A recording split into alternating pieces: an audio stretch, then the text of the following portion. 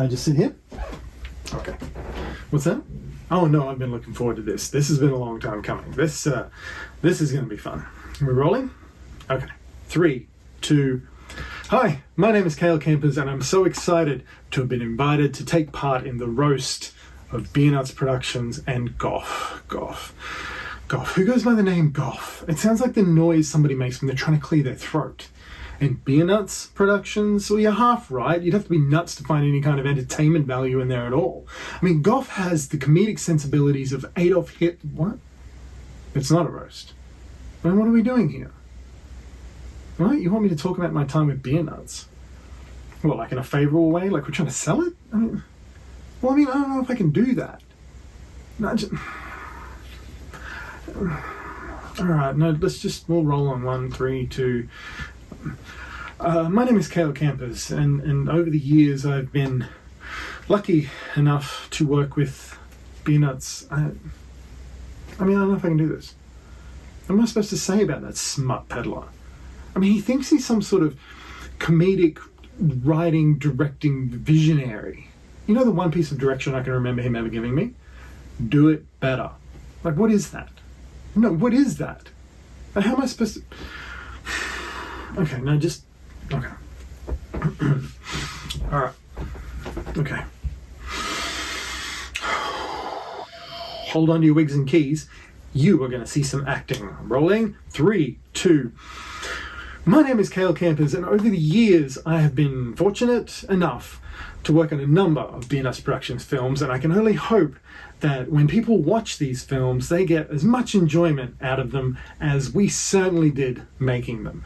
So for all your entertainment needs, support local independent film, head on over to beernutsproductions.com, download something fun today. You probably won't regret it. Cut. Alright. I feel dirty. I'm gonna need a shower after that one. Oh, things we do for money, right? How much am I getting paid for this one anyway? I'm not getting paid.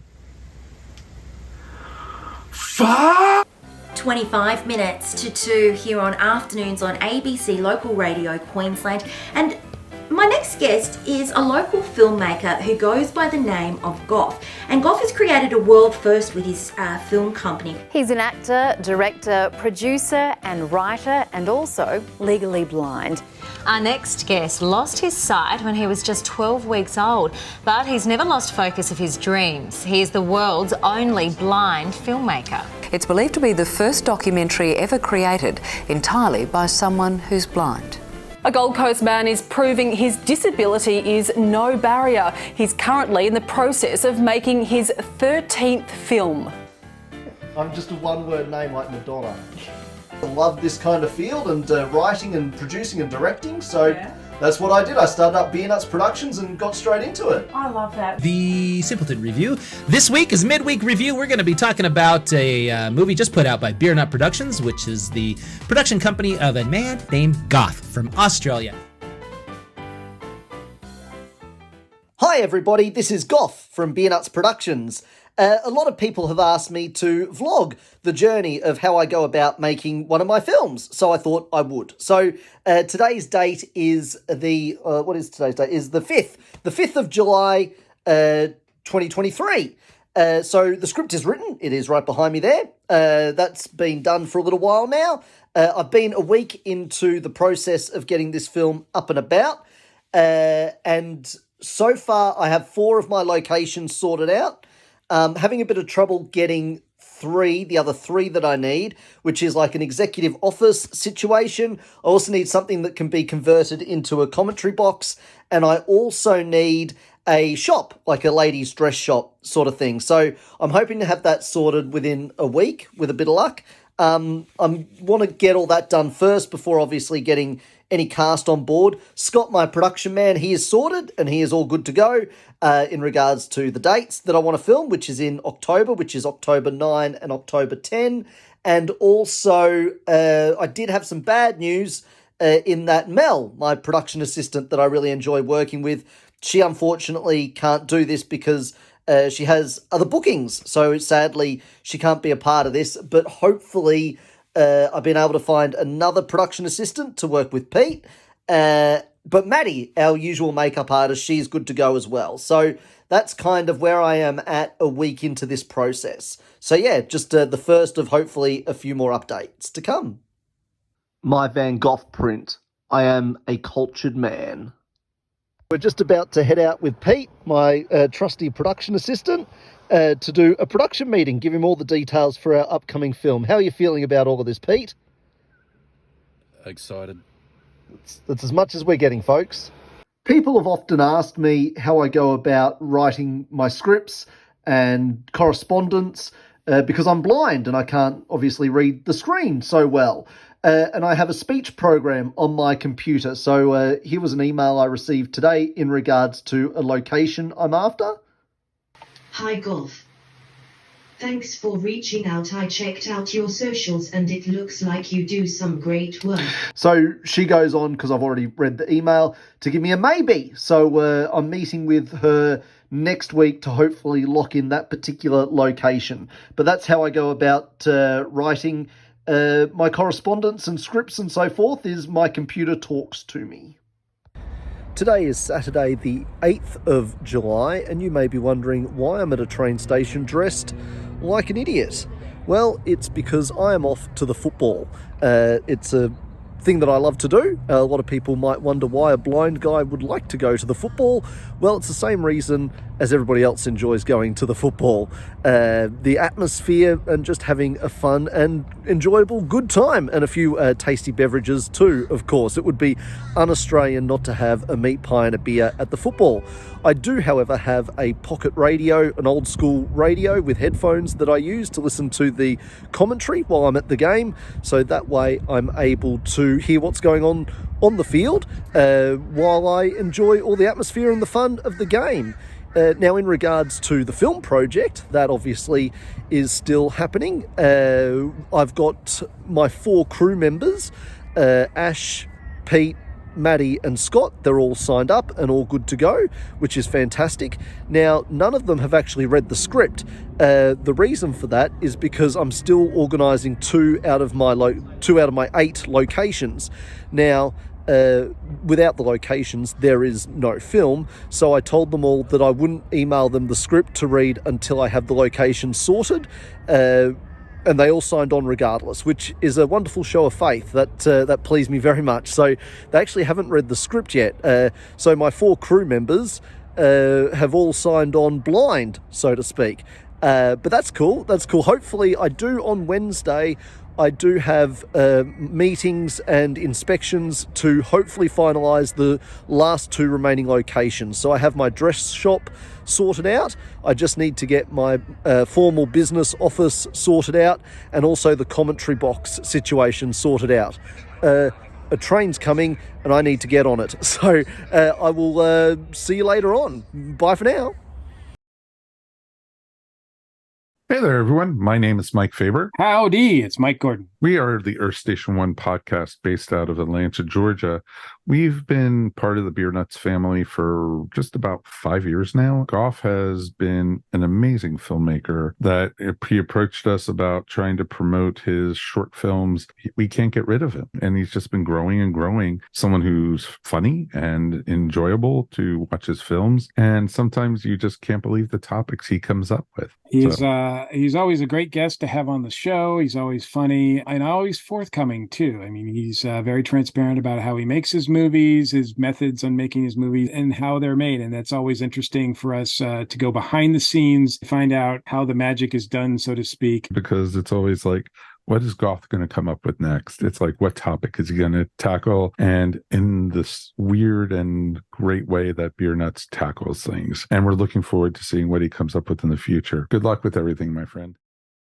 Hey, it's Wednesday, July 12. 2 things have just occurred to me. The first one being is I started these vlogs in portrait when I should have been doing them in landscape, and I will endeavour to do them in landscape going forward, but no doubt at some point I will forget. The other thing too that I just realised was that I haven't told you what this film's all about, so you're probably wondering. So it's a horse racing theme, so it's making fun of the horse racing industry and predominantly commentators, like sporting commentators, horse race Commentators. I'm off to check out some locations, have some meetings. Hopefully I will have some good news I will report later on. Ash is my production assistant. She's the one that's replacing Mel, and she's assisting me today very finely. Are you having a fun time, Ash? So far, so good. She gave us more than Pete, so yay, Ash. Yay. So, as you all saw, I got a maybe from a location. I showed you the email last week. Well, we went to check it out. It was Southport Sharks. I just met with Gina, the general manager, who was super nice, and we had a look at one of the coaches' box, which we're going to turn into a commentary box where the horse race commentator is going to be. It's sort of the main location that we're using for the film, so it was a very important location. Gina was really nice, like I say. She's letting us have it for an extremely reasonable price, so yay, Gina. And yeah, so we've checked it all out. We're very happy with it. So we're all booked in. So now we've just got one more location to sort out, and that will be that. So this is actually a coach's box at a football ground. It's not a commentary box at a horse racing turf club. But we will turn this coach's box into a commentary box at a horse racing turf club. The reason why I decided to go with a football ground instead of an actual horse racing club situation is a simple one, and that is because I didn't bother asking the local turf club because I knew they would say no once they read the script, as I am mocking them terribly. So I did actually contact a few other stadiums and whatnot, and nobody was willing to talk to me. So, which is another reason why I was very relieved when Southport Sharks said they would, talk to me. And then Gina showed me this coach's box, which we're going to turn into a commentary box. And so, yes, it all worked out well in the end. So we have found our final location. So we officially have a film, which is exciting. It is. Yes. So, yeah, we just booked in to the boardroom situation that we needed. So we now have everything, which means that Ash and everybody else gets to read a script. So that'll be helpful. All right. Yes. Okay. And I will check back in later. Every morning of my life, I always go to the gym or do some form of exercise. It's how I deal with my stress and keep my mental health in check.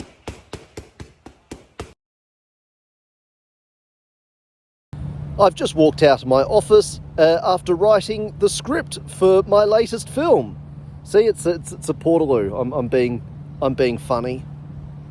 I am, however, walking home from the shops to start the casting process for the latest film. But before I get into that, I should probably tell you the date is Monday, the 17th of July. And so, where am I at? Oh, I should also point out, I did say on the very first vlog that there are 7 locations. There are 8 filming locations, so please don't write in. But yes, in regards to casting, I am about to begin that. There are about 20 roles that I need to cast and a couple of extras. So because this is my 29th film, I actually have quite a big pool of actors that I've worked with before who I enjoy working with and who have done a marvellous job for me. So I will obviously contact them first. I've gone through and seen who I would like to play each role. There's a couple that I will need to audition for because, for example, I need a child actor for one of the roles, and I don't know a child actor in the age range that I require, so that is an audition process for that particular role.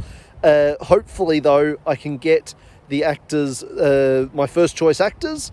If not, then I have to go with a plan B, C, D, E, or however many plans it takes to find the actors that I need. But what I will do is I will give an update later this afternoon after I've made phone calls and emails and so forth and seen who is available and also who is keen, because obviously they need to read the script before they commit. So we'll see what happens, and I will be back a bit later on with an update on casting. Okay, so it is now 7:30 p.m. And I have emailed out the cast that I would like. So in short, there are 17 speaking roles, and there'll be 12 extras in this particular project. I think I said 20 earlier. I was just guessing, obviously. So what I have done is, obviously the extras will get contacted later. Getting the speaking roles done first is the priority. So I've contacted 14 actors. Now, the reason why I haven't contacted all 17 is a simple one, and that is because I want to see where those 14 land first, because the other 3 actors that I've got in mind for those other 3 roles are quite flexible. So what I can do is I can move them to a different role if I have to, without, and I'm not going to muck them around by saying, can you do this? And then 2 days later, go back and say, actually, by the way, could you do that instead? So the thing to do is to just hold fire on those other 3 actors, wait to see what happens with the 14, and then I will make my assessments, see what I need to do. So far, in regards to the cast, out of the 14, I've had 5 that have come back pretty much straight away with yes, which is fabulous. So I have 5 that are now confirmed, which is great news. I've got 2 that can't do it because they're going to be overseas, which is bad news. And the rest are all waiting and seeing. So I've called, text or emailed, left messages and so forth. So they're now sort of reading the script, checking their diaries to see if they're going to be available to do it. Hopefully they can. So we will see where it all lands, and I will obviously keep you updated. Another fun fact about the script, which I failed to mention previously, because you will notice when you watch the film, is that it's a horse racing theme, like I said earlier. And the fun fact being, when I realised that I wasn't going to get any love from the local horse racing club in regards to using their location as a filming location, I thought it would be funny to have a horse racing film that doesn't contain one single horse or a horse racing club. Horse racing track, horse racing club, has no resemblance to horse racing at all in it, and yet it is a horse racing themed film. I thought that would be humorous. So that's something that you will no doubt pick up on and see when you watch the final product. But that is all for today. We will see how this casting goes tomorrow and Wednesday, and then I'll have more of an idea on Wednesday where I'm at, and if I need to pivot in regards to contacting different actors who I need to audition, as in find new actors, and so forth and so on. So we'll see how I go.